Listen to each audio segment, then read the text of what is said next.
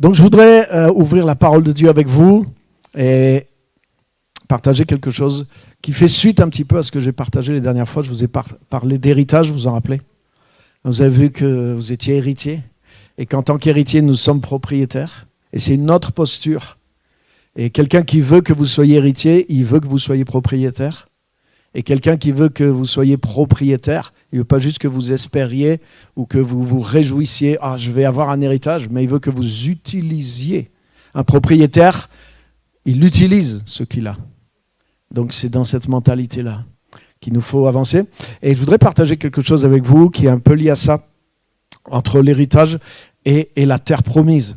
Hein, vous savez que quand Dieu a fait sortir le peuple d'Israël d'Égypte, il ne s'est pas dit, une fois qu'ils sont sortis, ah oui, qu'est-ce que je vais faire avec eux? Ah ouais, mince, ils ne sont plus en Égypte, bon, on va improviser un endroit pour les poser. Non, en fait, depuis des siècles, si vous lisez la parole, avant même que le peuple d'Israël existe, Dieu a parlé à Abraham et il lui a dit, un peuple va sortir de toi. Et il lui a prophétisé, il lui a dit, ce peuple va être en Égypte. Il sera maltraité pendant 400 ans, je les ferai sortir et je les ferai venir dans cette terre dans laquelle tu es. En fait, Abraham avait déjà pris possession spirituellement du territoire dans lequel ses descendants allaient ensuite venir habiter. Donc vous voyez, Dieu planifie, Dieu a déjà les choses longtemps à l'avance à l'intérieur de lui. Alléluia. Entre parenthèses, dans l'actualité, c'est ils se battent pour cette même terre aujourd'hui, sans rentrer dans la polémique. Mais pour dire que c'est concret, c'est pas la Bible n'est pas un livre de mythes. La Bible est l'histoire de ce qui se passe sur notre planète avec Dieu. C'est tellement concret. Et donc Dieu avait prévu de longue date que le peuple allait revenir dans la terre qu'il avait promis à Abraham de donner à ses descendants. Alléluia, Dieu est fidèle à ses promesses. Donc Dieu n'a pas improvisé quand ils sont sortis d'Égypte et Dieu a dit à Moïse, quand il l'a envoyé, il a dit, je t'envoie pour faire sortir ce peuple d'Égypte, pour le faire rentrer dans une terre dans laquelle coule le lait et le miel, hein, une terre qui boit la pluie du ciel. Il lui dit là, c'est pas comme l'Égypte. Pourtant, l'Égypte avait la réputation d'être un pays fertile, en tout cas, autour du Nil. Mais Dieu leur a dit, non, vous verrez, c'est pas du tout le même topo qu'en Égypte. Là, c'est un pays de vallées et de montagnes qui boit l'eau du ciel et dans lequel les choses poussent, dans lequel les choses fructifient, etc. Donc, c'est un pays d'abondance. Alléluia. Et Dieu avait une terre promise en tête pour le peuple d'Israël. Et quand vous lisez la parole de Dieu, c'est pour ça que c'est important aussi, plus on comprend la parole de Dieu, plus on rentre dans la culture de Dieu. Et plus vous vous familiarisez avec certains termes, certaines choses, plus vous allez comprendre de quoi Dieu vous parle. Par exemple, justement la terre promise, Dieu utilise aussi l'expression l'héritage. Je vais vous donner en héritage une terre. Et avant que le peuple rentre, le peuple était divisé en 12 tribus. Dieu a donné à chaque tribu un lot de cet héritage. Donc chaque tribu avait une part de cet héritage qui leur était promis. Et chaque tribu devait aller conquérir personnellement sa terre promise. Chaque tribu devait aller sur ce territoire et prendre possession du territoire qui lui était alloué par Dieu. Alléluia. Donc dans la parole de Dieu, entre héritage et terre promise, il y a un lien qui est fort et qui est constant. Et c'est pour ça, par exemple, quand Paul, il écrit aux chrétiens d'Éphèse, au chapitre 1er, à partir du verset 17, il leur dit « Je prie ». Et c'est comme la première chose que Paul demande pour des gens qui sont en Jésus, qui viennent de connaître Jésus. Il dit « Je prie pour que Dieu illumine les yeux de votre cœur ». Pour que vous connaissiez quelle est l'espérance qui s'attache à son appel et quelle est la glorieuse part d'héritage qu'il vous réserve parmi le peuple de Dieu. Donc ça veut dire, une des premières choses pour lesquelles Dieu prie pour les chrétiens, il dit, je prie que maintenant que vous êtes en Christ, que l'Esprit ouvre vos yeux spirituels pour que vous puissiez voir l'espérance qui s'attache à votre appel. C'est-à-dire que Dieu t'a appelé à le connaître, mais il y a une espérance qui s'attache à ça. C'est-à-dire Dieu veut te montrer à quoi il te destine. C'est ça que ça veut dire. Et cette espérance, c'est quoi? C'est un héritage. que tu as au milieu du peuple de Dieu. Mais quand tu lis ça, si tu comprends un petit peu la parole de Dieu, mais immédiatement, c'est Josué, le découpage de la terre promise en 12 pays, et chacune des tribus a reçu une part d'héritage. Et c'était important que leurs yeux s'ouvrent pour voir qu'ils avaient une part qui était à eux, dans laquelle ils allaient non seulement s'installer eux, mais leurs descendants après eux. Ce n'était pas juste quelque chose de personnel, c'était beaucoup plus grand que ça. Waouh! Et chacun devait voir pour pouvoir prendre possession de sa terre promise. Et c'est exactement la même prière que Paul fait aux Éphésiens, c'est-à-dire pour chaque nouveau chrétien. C'est-à-dire que toi et moi, comme on a vu les 2 dernières fois, nous sommes héritiers. En Jésus-Christ, alléluia. Ça veut dire nous sommes propriétaires. Il y a une terre promise que Dieu nous a allouée. Et cette terre promise, ce n'est pas le ciel. Alléluia. Quand le peuple d'Israël est sorti d'Égypte, Dieu leur a pas dit, vous inquiétez pas, vous avez juste 40 ans à faire dans le désert et je serai là pour voir, vous allez manger gratuit, vous aurez du pain gratuit, de l'eau gratuite. C'est ce qui s'est passé, hein. Et des cailles gratuits. Et puis je vous amènerai dans la terre promise qui est le ciel. Et là, toutes vos souffrances, c'est pas ça que Dieu leur a dit. Dieu leur a donné une terre promise sur la terre. Alléluia. Donc je ne dis pas que le ciel n'existe pas. Le ciel existe, alléluia. Et on va y aller. Et c'est le lieu de repos. Mais pendant qu'on est sur terre, notre but, ce n'est pas d'aller au ciel. Notre but, c'est de conquérir la terre promise que Dieu nous a donnée sur la terre, dans ce monde, parmi les nations. Alléluia.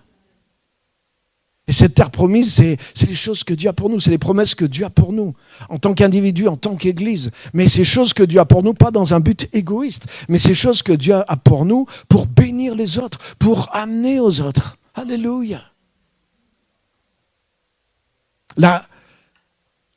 Une des plus grandes prophéties sur Jésus dans l'Ancien Testament, vous la trouvez dans le psaume 2, et elle nous concerne aussi. Je n'ai pas le temps de développer ça, mais elle est citée aussi dans Actes chapitre 13 à partir du verset 33, où Dieu parle de la résurrection de Christ et de notre inclusion dans cette résurrection. Il parle de ça dans Actes 13. Et il est dit que Dieu avait dit à Jésus, et ça c'est dans le psaume 2, « Tu es mon fils, aujourd'hui je t'ai engendré ». Là, c'est la résurrection de Christ qui avait été annoncée par ce psaume 2. Tu es mon fils, aujourd'hui je t'ai engendré. Et dans le psaume 2, ça continue. Demande-moi et je te donnerai les nations pour héritage, les extrémités de la terre pour possession. Wow. C'est-à-dire Jésus-Christ, quand il est ressuscité en tant qu'être humain, son association à l'humanité, le salut qu'il a eu de toute l'humanité lui a donné, comme s'il ne l'avait pas déjà, mais une deuxième fois, on pourrait dire, un droit légal, une possession légale sur l'humanité entière. Et son héritage, c'est l'humanité entière. Et ça veut dire, si c'est son héritage, ça veut dire aussi que c'est notre héritage.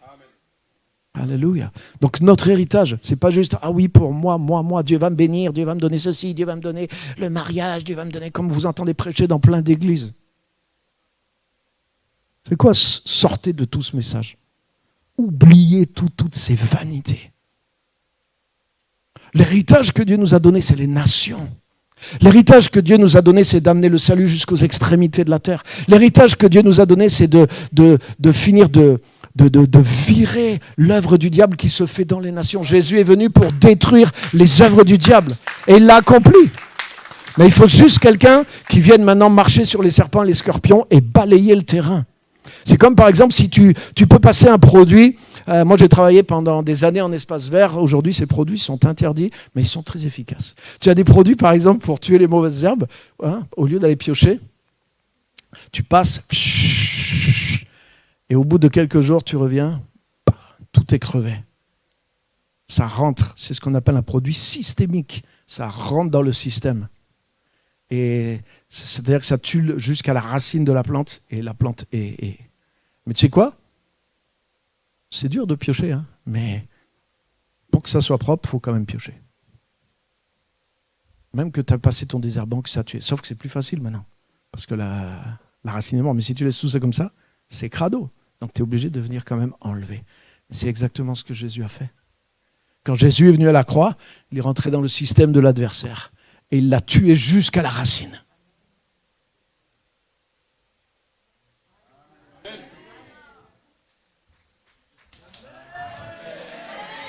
Est-ce que vous y croyez?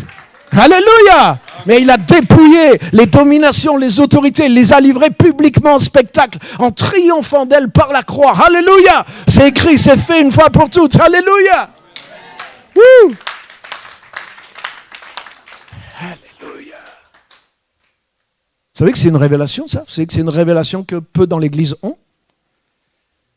Jésus a dit, quand le Saint-Esprit viendra, Jean chapitre 16, il convaincra le monde de péché.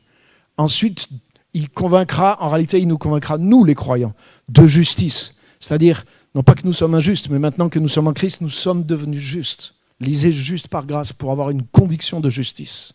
Mais Jésus continue en disant, et de jugement. Mais la majorité des chrétiens, ils pensent que le Saint-Esprit te convainc de péché, déjà toi, donc c'est pas toi maintenant que tu es chrétien. Il te convainc de péché, de justice, c'est-à-dire que tu n'es pas juste, et de jugement, que Dieu va te juger. C'est-à-dire c'est la triple condamnation qui est prêchée. Mais Jésus explique, il suffit de lire 2 versets plus loin. Et Jésus dit, il convaincra le monde de péché. Il vous convaincra, vous, de justice. Il s'adresse aux disciples, il dit, parce que le monde ne me verra plus. Mais vous me verrez. Parce que je vais auprès du Père. Je suis votre justification. Je suis ressuscité. Christ est mort pour nos péchés. Il est ressuscité pour notre justification. Donc la résurrection de Christ, c'est la garantie de notre justification. Nous sommes devenus justes. Nous sommes devenus saints en Christ. Nous sommes innocentés. Nous sommes en toute innocence devant le Père. Et c'est Jésus qui nous a acquis ça. C'est pas nos efforts. C'est pas notre sanctification personnelle. C'est pas ce que nous faisons. C'est pas nos prières. C'est juste ce qu'a fait Jésus. Et c'est pour ça qu'il vient nous convaincre de justice. Une justice qui est par grâce et qui est reçue comme un don. Alléluia! Mais la troisième révélation que le Saint-Esprit vient faire, il vient nous convaincre de jugement. Et qu'est-ce que ça veut dire? Pas que nous. Il dit non. Il dit que le prince de ce monde a été jugé, va être jugé à la croix et va être mis dehors, donc va être rendu impuissant. Alléluia! C'est ce qui est écrit.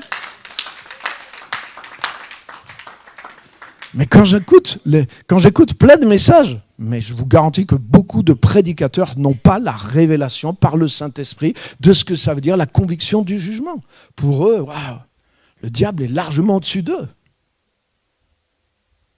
Ah, mais c'est clair, ça s'entend dans les messages. Ils prêchent la peur du diable, ils prêchent la peur des démons. Au lieu de prêcher la victoire de Jésus-Christ sur le diable et sur les démons. Alléluia. Ce que Jésus a fait, il a détruit les œuvres du diable. Il a passé le désherbant une fois pour toutes. La plante est crevée. Mais maintenant, il nous envoie piocher pour finir d'arracher les vestiges de ça et implanter la plante du royaume de Dieu à la place. Alléluia. Alléluia. Alléluia. Wouh. Ah, ça fait du bien. Merci Seigneur. Hey, donc, en tout cas, l'idée de Dieu, c'était que Dieu avait un héritage et une terre promise. Et l'idée de Dieu pour chacun de nous, c'est qu'on a une part dans cet héritage. Et cet héritage, c'est les nations.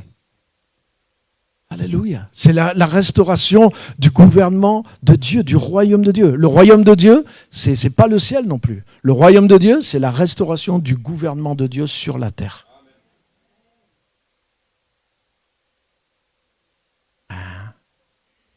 Vous savez, c'est facile, hein, cet évangile. Il y a quelque chose de religieux dans cet évangile où juste tu dois être un bon chrétien pour pouvoir aller au ciel.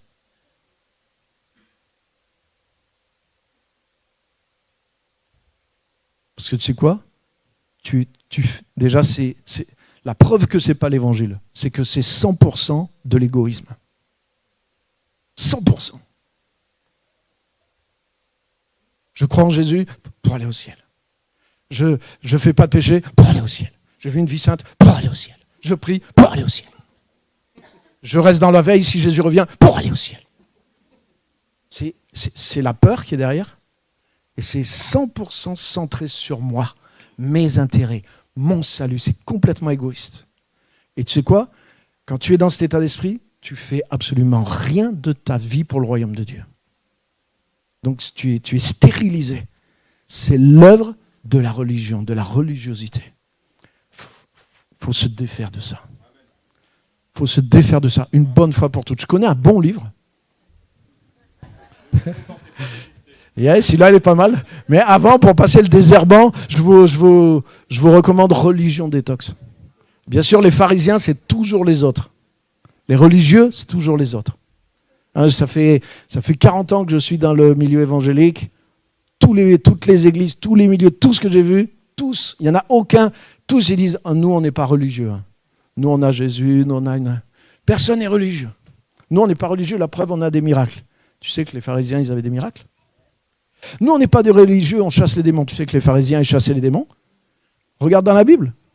Nous on n'est pas religieux, on croit aux anges, aux apparitions. Les pharisiens ils croyaient aux anges aussi. Ils croyaient que le Saint-Esprit parlait aux gens.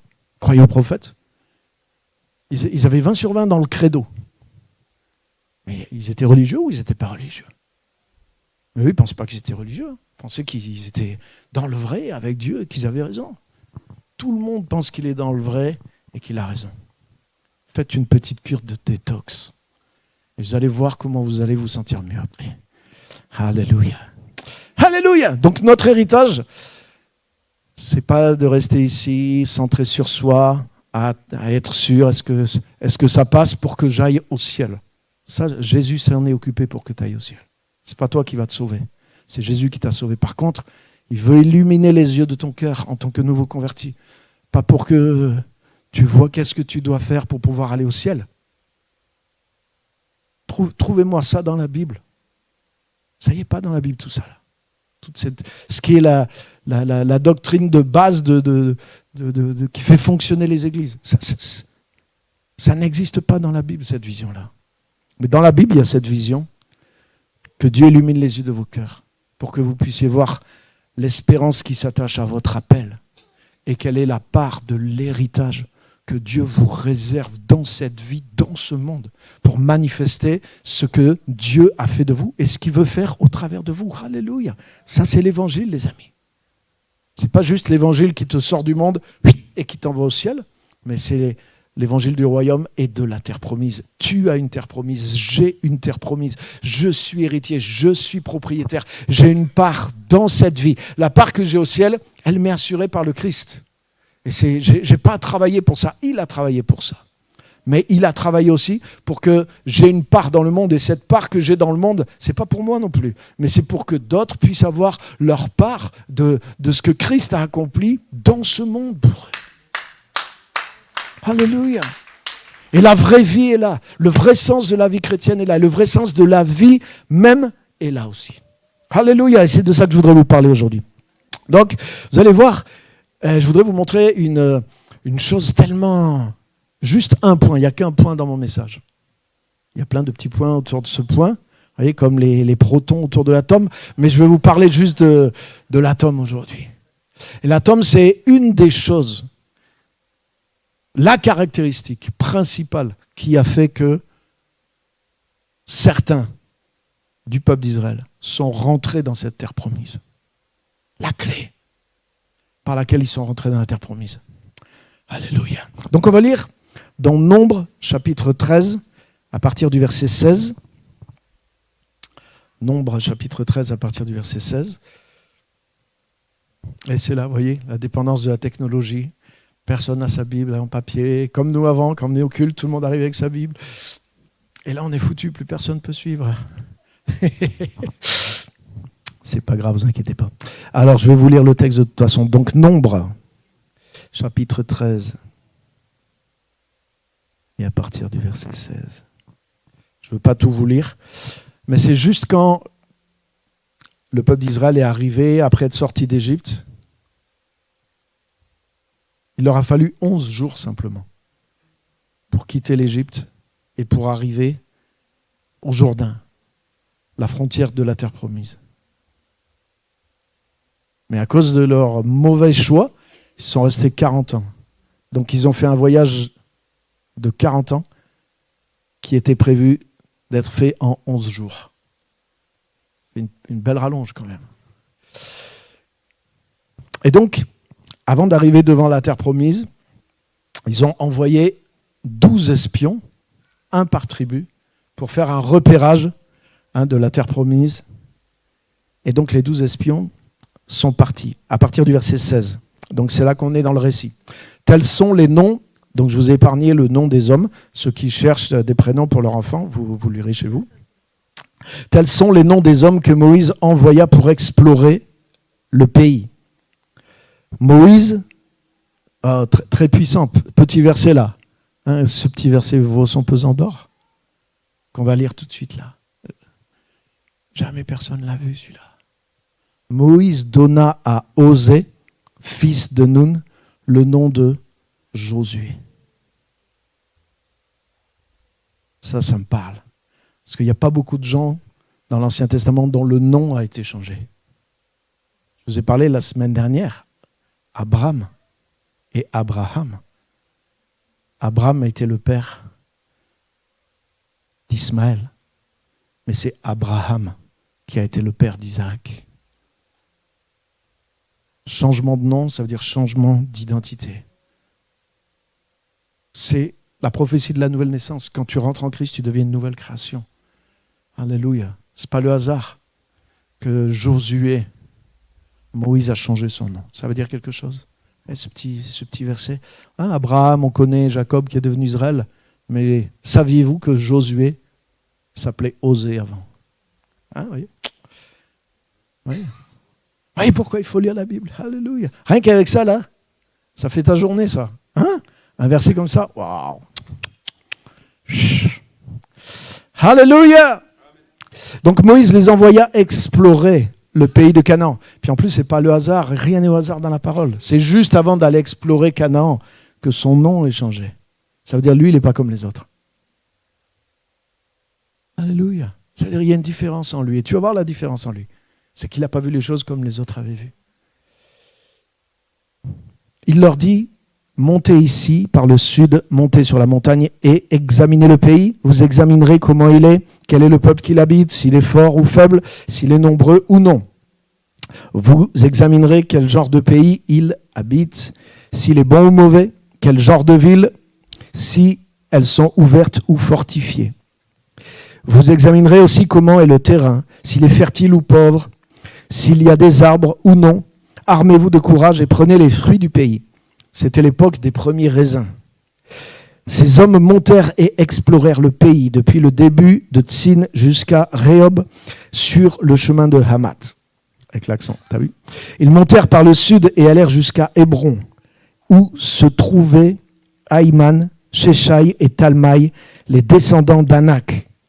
Hébron avait été construite 7 ans avant Tsoan en Égypte. Ils arrivèrent jusqu'à la vallée d'Eshcol, où ils coupèrent une branche de vigne avec une grappe de raisin. Ils la portèrent à 2 au moyen d'une perche. Ils prirent aussi des grenades et des figues.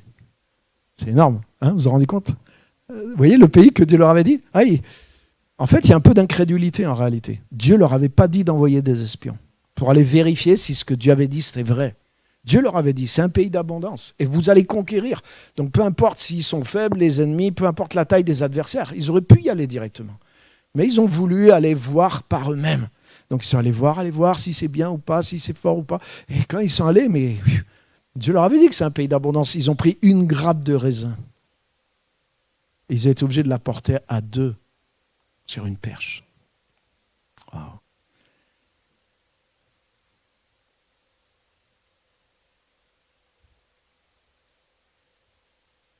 Il y a quelque chose que j'ai lu, que je n'avais jamais vu. J'ai lu ça cette nuit.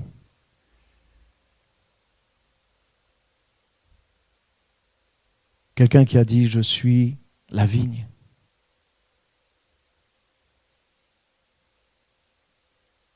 Ce quelqu'un, il a été mis sur une perche de bois aussi.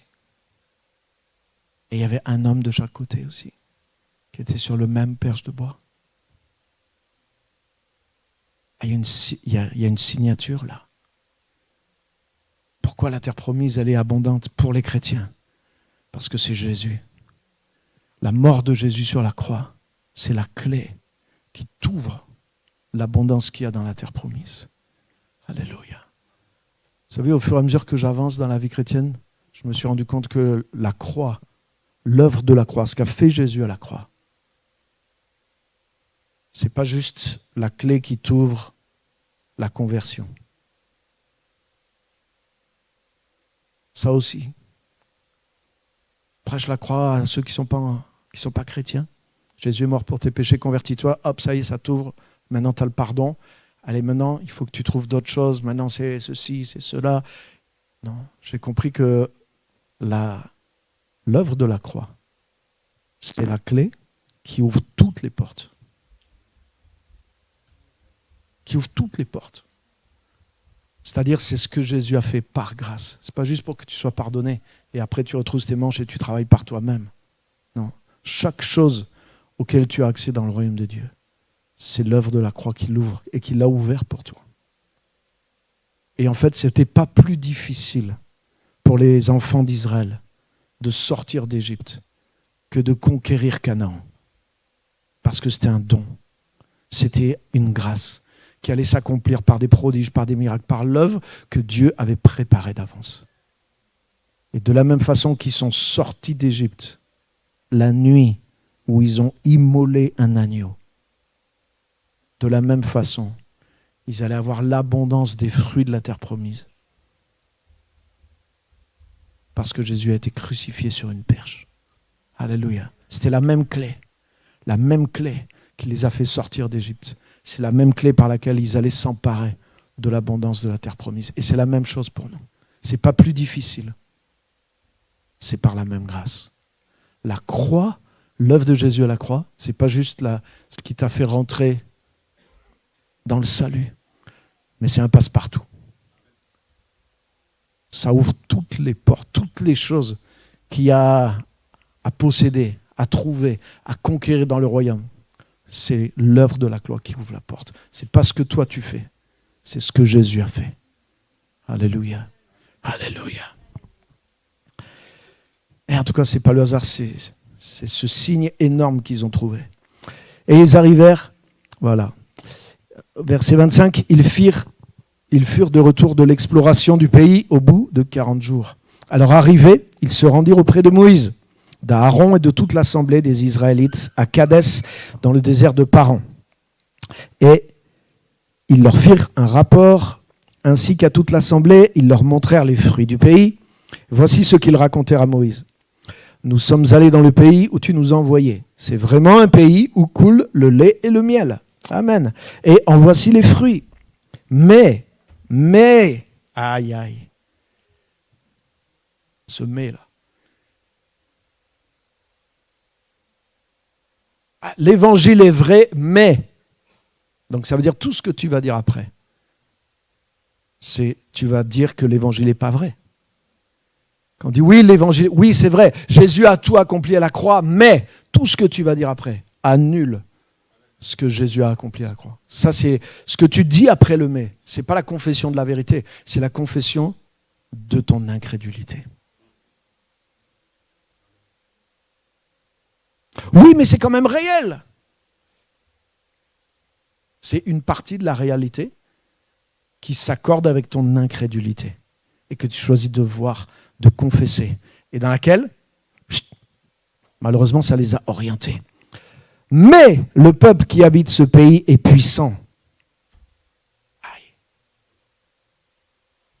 Oui, Jésus a vaincu à la croix, c'est vrai, mais bon, pasteur, les démons sont puissants quand même. Les sorciers sont puissants quand même. Vous voyez ? Ouais, tout à l'heure, alléluia, Jésus a tué le... Alléluia, amen, amen. Oui, mais quand même. Est-ce qu'il y a des oui mais dans nos pensées des fois ? Il faut les enlever, ces oui mais. Il faut rentrer dans la foi dans ce que Jésus a fait, dans la foi dans l'évangile. Alléluia. Alléluia. Soit les démons ont été vaincus, soit ils sont plus puissants que nous. Mais si Jésus les a vaincus et que le Saint-Esprit vient nous convaincre que le diable a été jugé avec tous ses démons et qu'il nous dit, voici, je vous ai donné le pouvoir de marcher sur les serpents, les scorpions et toute la puissance de l'ennemi et rien ne pourra vous nuire, pour moi, c'est un absolu. Il n'y a pas de mais dans les paroles de Jésus. Alléluia. Donc j'ai choisi de croire sans mais.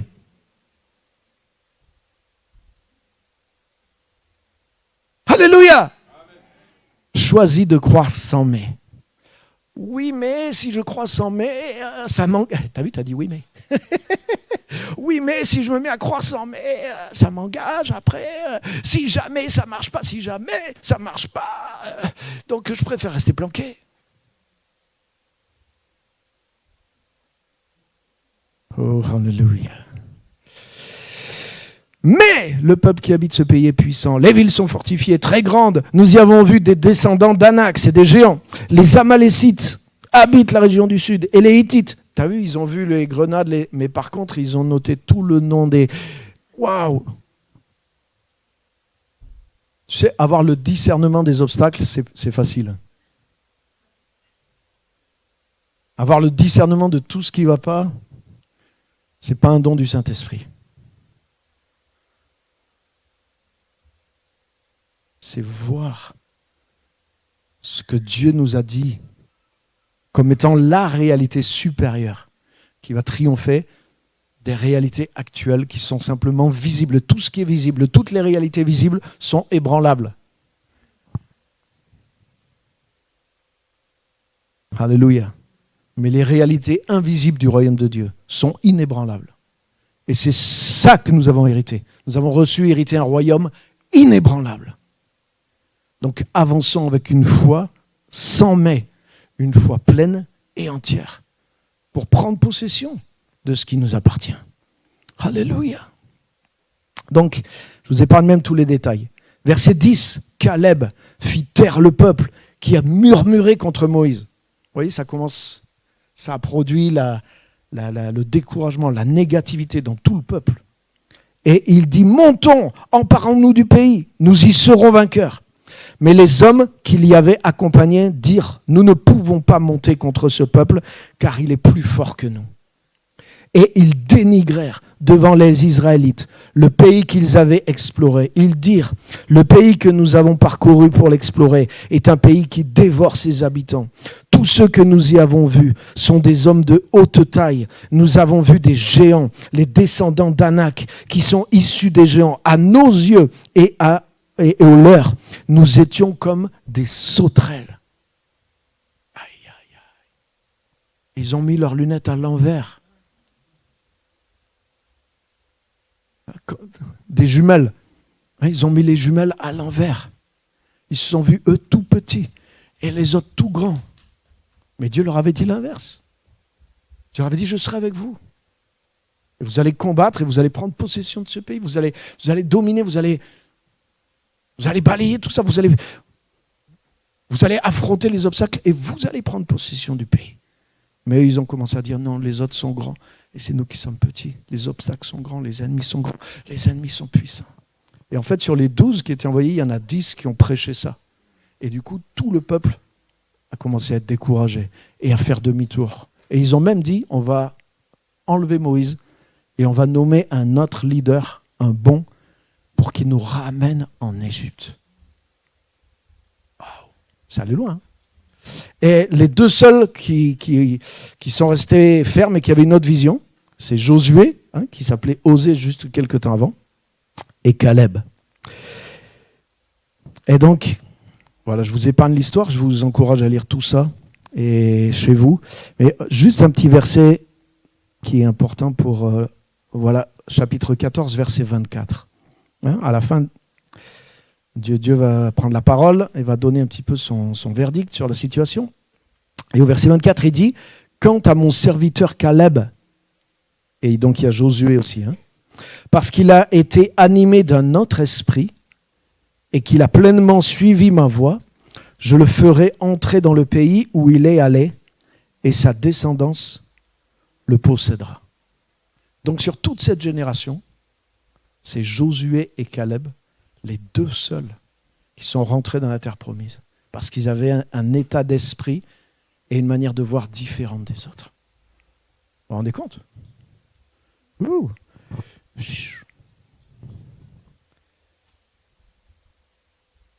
savez ce que je me suis rendu compte aujourd'hui ? 10 prédicateurs sur 12 prêchent un évangile d'obstacle. Oui, l'œuvre de Jésus, la croix, c'est vrai, mais maintenant, il y a les malédictions. Maintenant, il y a les démons. Maintenant, il y a l'antichrist. Maintenant, il y a le monde. Maintenant, il y a le péché dans ta vie. Maintenant, en fait, au lieu de te prêcher la victoire et comment tu peux marcher dans la victoire, Jésus a acquis la victoire sur tous ses ennemis. Tes ennemis internes et tes ennemis externes. Rappelle-toi de ça. L'œuvre de la croix, elle est parfaite, elle est complète. Et c'est elle qui t'ouvre toutes les portes. Il n'y a aucun ennemi avec lequel tu luttes que Jésus n'a pas déjà tué à la croix. Donc si tu luttes avec un ennemi aujourd'hui, tu te trompes. Parce que c'est dans le repos de la foi qu'est ta victoire. Ce n'est pas toi qui vas mettre à mort ces ennemis internes et externes. Jésus les a exterminés à la croix. Et il te demande de lui faire confiance et de marcher en lui et avec lui dans la victoire qu'il a acquise. Ce n'est pas ta victoire, c'est la victoire de Jésus-Christ qui se manifeste à l'intérieur de toi. Toi, ton job, c'est de regarder à la croix, de garder les yeux fixés sur Jésus et de marcher dans une victoire qui t'est déjà acquise. Tu es héritier. Alléluia. Tu es héritier. C'est quelqu'un d'autre qui s'est battu pour toi. Mais 10 prédicateurs sur 12 te prêchent le message des obstacles. Le message, waouh, c'est pour ça que les chrétiens se replient. C'est pour ça que les chrétiens n'agissent pas dans le monde. Parce que même depuis la chair avec un E, c'est-à-dire depuis le pupitre, mais 10 prédicateurs sur 12 leur prêchent un message de peur. Mais c'est la fin des temps. Le diable se déchaîne. Il ne faut pas sortir dans la rue. Le livre des Proverbes, tu sais qu'est-ce qu'il dit ? Il dit, le paresseux dit, il y a un lion dehors. Prends celle-là. Hein, le diable est un lion rugissant, il est dehors. Alors il ne faut pas sortir, il ne faut surtout rien faire. Mais c'est le paresseux qui dit ça dans la Bible. Le paresseux dit, il y a un lion dehors. Il a la trouille. Si on fait quelque chose, on va s'exposer. Et puis là, c'est la fin des temps, de toute façon, ça ne sert plus à rien. Jésus arrive. Il faut prier pour que Jésus revienne. Qu'il nous délivre. Parce que là, sinon, ça va être dur pour payer nos impôts. Pour continuer à toucher ceci, toucher cela. Et nos voitures et nos lave-vaisselle.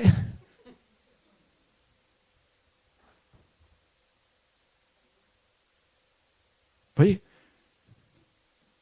10 prédicateurs sur 12 prêchent un message de peur, d'obstacle.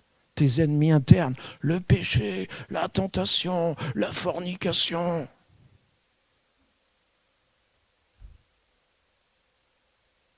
L'argent, la corruption, le pouvoir, l'intelligence artificielle. Oh, même les chrétiens ont peur de l'intelligence artificielle. Oui, là j'ai vu un truc, je ne sais même pas les mots pour dire. Truc emballé de christianisme, mais... On dirait des extraterrestres, quoi, comme si l'intelligence artificielle, c'est plus que de la fantaisie, c'est du délire total. Et les chrétiens partagent ces choses-là, ils pensent que tu vis dans la peur, alors que Jésus a fait de toi un vainqueur. Jésus t'a sorti de l'Égypte pour que tu rentres dans le pays de Canaan. Pour que tu manifestes la lumière dans le monde, pour que tu puisses conquérir des... Ce n'est pas le moment de te replier, c'est le moment d'avancer. Mais il faut changer de mindset, il faut changer de manière de voir. Les deux seuls qui ont possédé leur terre promise, ils avaient une autre manière de voir. Ils avaient une autre manière de penser. Alléluia. C'est Josué et Caleb, les deux. Ils avaient une autre manière de voir. Pourtant, ils ont vu physiquement les mêmes choses que les autres. Ils ont été aux mêmes endroits. Mais eux, ils ont vu la grappe. Ils ont vu la clé. Ils avaient la parole de Dieu. Ils savaient que Dieu allait ouvrir toutes les portes. Dieu venait de les faire sortir du pays d'Égypte. Alléluia. Vous savez, la chose clé, ce que je vous disais au début, c'est quoi cette caractéristique qu'avait Josué, qu'avait Caleb, qui leur a permis de rentrer dans la terre promise? Vous savez ce que j'ai compris? C'est que pour sortir d'Égypte, la motivation, c'est la souffrance. Eh oui. Qu'est-ce qu'ils ont fait? Pourquoi ils ont cru pour sortir d'Égypte? Parce qu'ils souffraient. Mais oui. Mais quand ils sont arrivés en Canaan, depuis 11 jours, il y avait la présence de Dieu, il y avait des miracles, il y avait à manger. Waouh, ils étaient dans une zone de liberté, de confort, de sécurité, ça allait bien là. Ils n'avaient plus les coups de fouet derrière eux, ils n'avaient plus toutes sortes de problèmes. Waouh, ils étaient avec le peuple de Dieu, il y avait les danses d'Israël, les chants, la louange, des pasteurs qui s'occupaient d'eux, qui priaient pour eux, des réunions d'édification, ils voyaient la gloire de Dieu. Waouh, c'était magnifique. Le matin, ils se levaient, ils ramassaient la manne, ils mangeaient la manne. Franchement, quand ils en avaient marre de la manne, ils râlaient, Dieu leur donnait de la viande. Quand ils avaient soif, tac, le rocher laissait couler de l'eau. Service à domicile. Waouh! La présence présence de Dieu leur donnait de l'ombre dans le désert. La présence de Dieu était comme un nuage. De jour, vous avez vu? C'était une ombre. Il marchait à l'ombre. Tu sais que dans le désert, il fait froid la nuit. Et dans le désert, la présence de Dieu était une colonne de feu. Et elle était au centre. Dieu avait ordonné de camper d'une certaine manière. Le centre, c'était la présence de Dieu. Le centre des déplacements du peuple d'Israël, c'est là où il y avait la présence de Dieu. Il y avait un feu la nuit qui les protégeait et qui les réchauffait et qui les éclairait quand ils marchaient même la nuit. Waouh! Donc tu sais quoi? Ils n'avaient plus la motivation de la souffrance pour sortir. Il fallait autre chose pour rentrer dans le Canaan que la motivation de la souffrance qui les a fait sortir d'Égypte. Et c'est la même chose pour nous les chrétiens. Beaucoup de gens sont venus à Jésus parce qu'ils étaient dans un trou.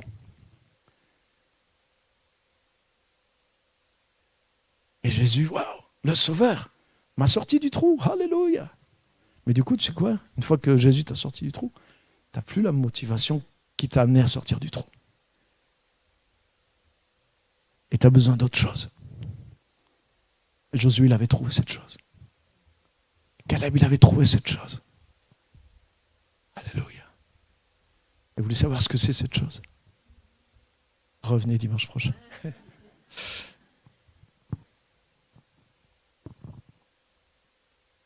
Cette chose, c'est une vision.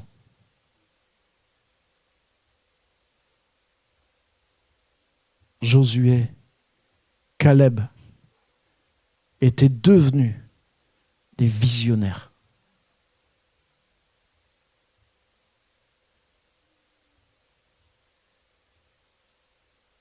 Et comment Josué est devenu un visionnaire? Parce que Josué suivait quelqu'un qui était le seul être humain sur la terre à ce moment-là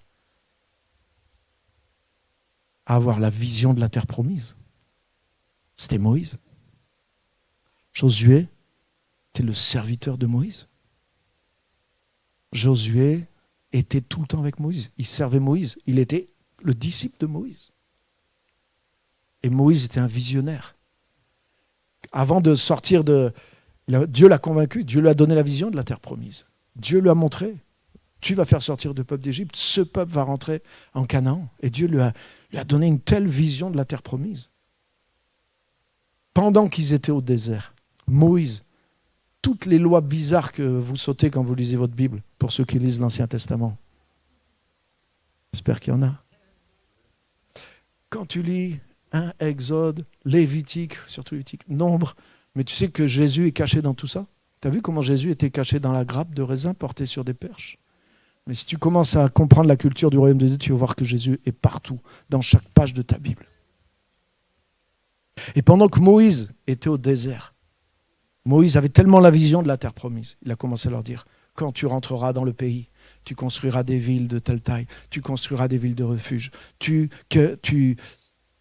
cultiveras pendant 7 ans, mais la 7e année, ça sera une année de repos. Tous les 50 ans, vous ne cultiverez pas, vous laisserez la terre se reposer pendant 1 an, plus une 2e année, le jour du sabbat. Et quand tes enfants te demanderont, mais comment on va faire pour nourrir puisqu'on n'a pas cultivé, tu leur répondras que c'est l'année du repos de l'Éternel et que l'Éternel pourvoira pendant 1 an, une 2e année de sabbat. Et voilà ce que ça sera l'année du jubilé, chacun retrouvera ses possessions.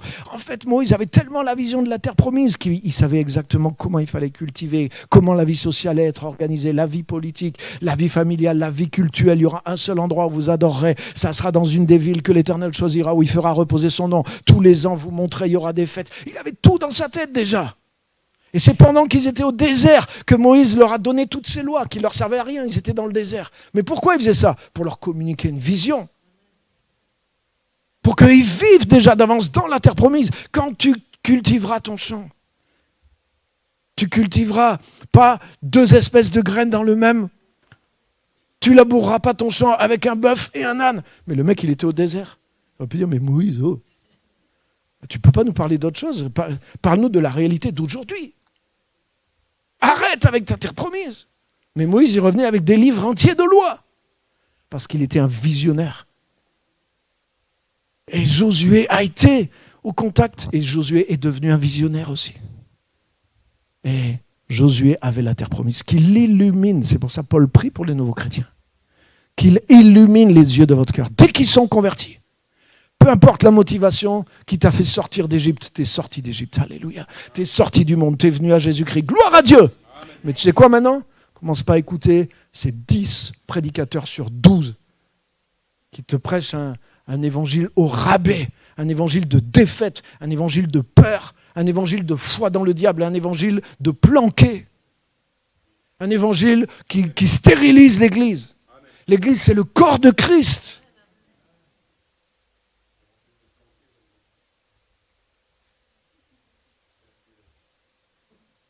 Le corps même de Jésus.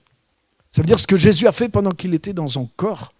Le Saint-Esprit fait la même chose avec nous qui sommes le corps de Christ. Et plus son corps même. Jésus a limité, il a dit, moi mon temps se limite que sur le territoire d'Israël.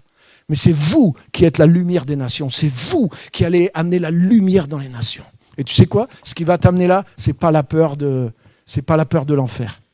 C'est pas de la peur. Ah, si je ne sers pas le Seigneur, alors peut-être il va m'arriver des malheurs. Et oui, malheureusement, quand tu commences à manipuler, quand les mauvais prédicateurs manipulent les gens avec la peur, la culpabilité, mais c'est difficile de les mettre à l'œuvre pour faire quelque chose de valable dans le monde. Parce que ce n'est pas ça qui nous motive, les amis. Ce qui nous motive, c'est de connaître Dieu, de connaître sa grâce, de connaître son amour, de connaître la croix et d'avoir cette vision qui nous vient de Dieu. Alléluia. Alléluia. Paul, quand il était sur la route de Damas, Paul a reçu une vision. Et quand je dis recevoir une vision, je ne dis pas que surnaturellement, et tu vives une expérience prophétique surnaturelle. Non, je dis simplement tu as compris. Tu vois, tu as un objectif de Dieu pour ta vie. Tu sais que tu dois aller conquérir cette terre promise et manifester. Ça devient le but de ta vie. Et à partir de là, mais tu sais quoi, tu es saisi par cette vision. Et ta vie est motivée dans le sens de cette terre promise. Mais c'est la clé. C'est la clé numéro 1. C'est ce qui fait la différence, les amis. Excusez-moi l'expression, je vais être un peu dur, entre des chauffeurs de chaises.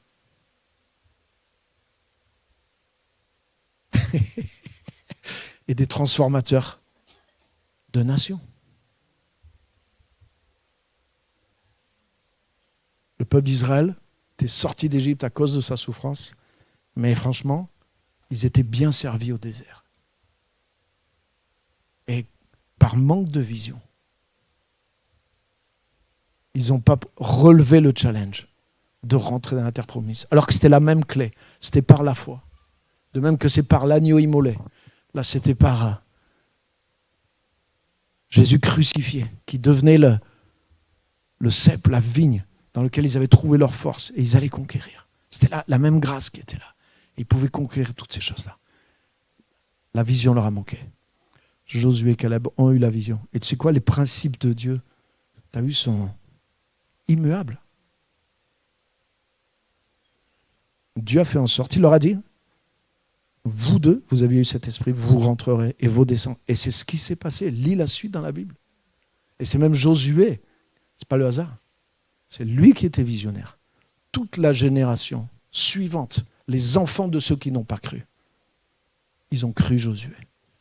Et ils sont rentrés dans la terre promise et ils ont fait la conquête de la terre promise. Chose que leur père aurait pu faire 40 ans plus tard, plus tôt. On ne peut pas. On est trop petit. On n'est pas assez fort. On est comme des sauterelles. Mais quand même, pasteur, on est attaqué. Ah, je suis attaqué. Je suis attaqué dans mes rêves.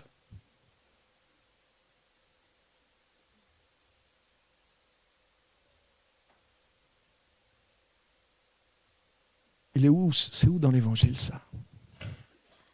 Dans l'évangile, moi je vois que les portes du séjour des morts ne pourront pas prévaloir contre l'Église qui est en train d'assiéger. C'est le diable qui est attaqué par l'Église. Ce n'est pas les chrétiens qui sont attaqués par le diable. Mais tu sais quoi, si tu te mets dans cette posture, le diable, les démons qui ont peur de toi, mais ils voient que tu as peur d'eux. Mais ils vont oser venir te mordre. Parce qu'ils savent que tu ne vois pas les choses et tu es orienté du mauvais côté. Alléluia. Je vous ai raconté l'histoire de la femme, une jeune et superbe femme. Vrai témoignage. Sur sa moto dans le désert, elle tombe en panne, c'est filmé. Elle arrive, des guépards qui arrivent sur elle. Une belle petite jeune femme, toute blonde. Alors forcément, la vidéo t'interpelle. Comment elle va se faire dévorer? Et puis, tu sais quoi, elle commence à partir. Les guépards viennent sur elle. Sauf que bien sûr, le truc dans ces cas-là, on ne se dit pas, mais attends, il y a bien quelqu'un qui filme. Ça, tu crois que c'est vrai, que c'est en train de se passer. Donc il y a un truc, il va se passer un bon truc. Et effectivement, il se passe un bon truc. C'est que la jolie jeune fille, elle se retourne. Puis elle regarde les guépards et elle marche sur eux, comme ça. Et les guépards, tous y reculent. Elle se tourne, elle marche, elle leur fait dos, les guépards viennent sur elle. Elle se retourne, elle leur fait face, les guépards reculent. C'est authentique. Hein? Et ensuite, elle explique. Elle dit, ces animaux-là, si tu leur fais dos et que tu cours, tu es une proie. Mais si tu leur fais face et que tu marches sur eux, tu es un prédateur. Donc, ils ont peur de toi, ils reculent. C'est exactement ça. C'est exactement ça. Les chrétiens, par rapport aux démons.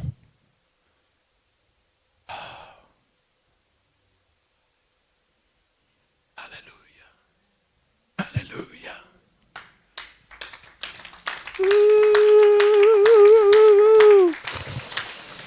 Hey.